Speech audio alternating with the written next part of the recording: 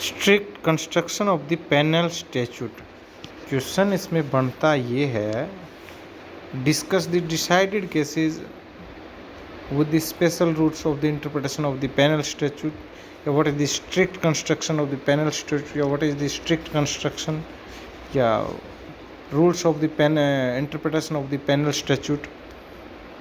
तो ये जितने भी जो पेनल स्टैट्यूट से रिलेटेड जितने भी क्वेश्चन हम उन सबको कवर करते चलेंगे, और उसके साथ ही इसमें कुछ केस लॉ है जो कि पेनल स्टैट्यूट के ऊपर आपको थ्योरी में लिखने के लिए कुछ ज़्यादा नहीं है, पर केस लॉ है तो वो आपको कहीं ना कहीं आपको अंडरस्टैंड करवाता है कि पेनल स्टैट्यूट की जो इंटरप्रिटेशन है वो किस तरीके से की जाए।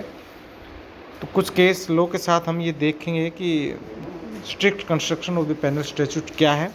तो आइए, मैं कुछ नोट्स आपके साथ शेयर कर रहा हूँ, आप उनको स्क्रीनशॉट लेके एज इट इज़ उनको कॉपी कर सकते हैं। एज इट इज़ अगर उनको लिखते हैं किसी भी क्वेश्चन में, एलएलबी का एग्ज़ाम हो, एलएलएम का एग्ज़ाम हो, या फिर चाहे वो एग्ज़ाम आपका जुडिशरी वगैरह का एग्ज़ाम हो, आपका 80 से 90% जो क्वेश्चन है वो कवर ईजिली हो जाएगा, वो सभी क्वेश्चन को कवर करता चले। तो पेनल स्टैट्यूट से रिलेटेड जितने भी क्वेश्चन है एक बार देख लेते हैं। कुछ नोट्स मैं शेयर कर रहा हूँ, आप नोट्स को देख लेते हैं।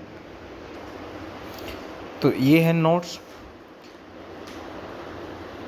तो इसमें क्या नोट्स, पेनल स्टैट्यूट में मेजर प्रिंसिपल पेनल जो स्टैट्यूट है, पेनल जो एक्ट है, उनमें क्या होता है, उसमें यही है कि benefit of doubt to the accused. Accused को बेनिफिट ऑफ डाउट हमेशा एक्यूज के फेवर में दिया जाता है, और बर्डन ऑफ प्रूफ प्रोसिक्यूशन के ऊपर होता है, जो उसने एलिगेशन जो लगाए उसको वो प्रूव करे। हालांकि हाँ, 304 भी है और 376 है आईपीसी, इनमें कुछ चेंजमेंट किए गए हैं जिसमें बर्डन ऑफ प्रूफ एक्यूज पे भी डाला गया है, लेकिन जनरली यही है कि प्रोसिक्यूशन पे होता है। देखिए, तो कुछ केस लॉ को देख रहे हैं। सबसे पहले सेक्सर या cotton mill versus state of Bombay का ये केस है। It was held that while interpreting the penal law the word should construct widely and leniently so that interest of the innocent person are protected. तो हम कहीं ना कहीं accused की जो राइट्स को प्रोटेक्ट करने की कोशिश करते हैं, इसमें उसको वाइडली इंटरप्रेट किया जाए, ना कि नैरोली इंटरप्रेट किया जाए। तो इसमें दो लाइनें ये बनती है पेनल स्टैट्यूट। उसके बाद पेरिस स्वामी वर्सेस एम्परर का केस है। तो इसमें Madras high court said that where two reasonable construction are possible there the construction should be adopted which is the interest of the accused. अगर आपके पास में आपके पास कंस्ट्रक्शन रीजनेबल कंस्ट्रक्शन अवेलेबल है तो आप उसको अडॉप्ट करिए जिसमें कि एक्यूज का इंटरेस्ट प्रोटेक्ट हो रहा हो। ठीक है। उसके बाद तुलाराम रेलूमल वर्सेस स्टेट का केस है, बॉम्बे स्टेट का ये केस है। तो it was held that there are two construction possible of the above provision. There the construction should be adopted with the protection interest of the accused. Penal statute should be construed as the possible, clear, ordinary and grammatical meaning. तो ये इस case में क्या गया, same to same इसी case में क्या, Sajjan Singh versus state of Punjab का ये केस है, जिसमें supreme court decided that where the two construction of a provision are possible there such construction should be adopted which is in the interest of the accused. While interpreting such provision, court should not try to add new words on its own because this can increase the possibility of reducing the chance of the materialize the intention of the legislature. तो इसमें हम सिर्फ यही panel statute में यही देख रहे हैं कि हम अगर आपके पास 2 कंस्ट्रक्शन है, 3 कंस्ट्रक्शन है, आप उसको अडॉप्ट करिए जो अक्यूज के राइट्स को प्रोटेक्ट करता हो। उसके बाद इसको आप वाइडली इंटरप्रेट कीजिए।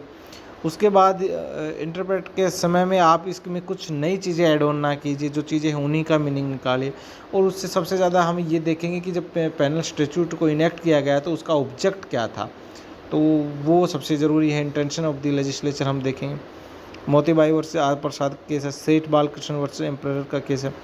अब इनका मैं यहाँ पे रोक देता हूँ इसको, आप इनका स्क्रीनशॉट ले लीजिए और नोट्स बनाना चाहे तो नोट्स बना लीजिए। तो ये नोट्स 80-90% आपके सिलेबस को इसमें कवर कर देंगे, आप जो पेनल स्टैट्यूट से जो रिलेटेड है। तो इसी में सेठ बालकृष्ण वर्सेस एम्परर का केस है। इसमें कहा गया था कि where doubt arise during the interpretation of the penal statute the construction should be in favour of the accused. This case involve the interpretation of the provision of the arms act. Arms act का से related ये case था। इसमें भी यही कहा गया था कि जहाँ पे अगर आपको एम्बिगुअस हो आ रही है या आप उसमें नहीं निकालते, आप अक्यूज के फेवर में इंटरप्रेट कीजिए। तो अक्यूज पर्सन के राइट्स को कहीं ना कहीं यहाँ पे पेनल स्टैट्यूट में हमेशा प्रोटेक्ट किया जाता है। उसके बाद स्ट्रिक्ट प्रोटेक्शन जो पेनल स्टैट्यूट का ही हिस्सा है। तो penal statute are required to be strictly interpreted Smith versus Wood के केस में और Kamal Prasad versus king emperor के केस में। Also state that penal statute should be strictly constructed according to Maxwell क्या कहते हैं, criteria of strict construction shall be depend upon the gravity of the penal law. In a case a constable was found roaming at a public place with a revolver having drunk during the time of his official duty. He abused the doctor during medical examination. It was concluded that constable was habitual of the committing toast due to the drinking. The Supreme Court considered it justificable to penalize him for his misconduct. State of Punjab versus Ram Singh के case में ये था। Ranjit Udeshi versus state of Maharashtra के case में ये भी यही है। जो रणजीत उडेसी अपनी एक बुक शॉप है इनकी बुक्स, उसमें एक बुक होती है लेडी चटर्जी लवर बुक होती है जो ऑप्शन सीन्स उसमें बुक्स में दिए जाते हैं।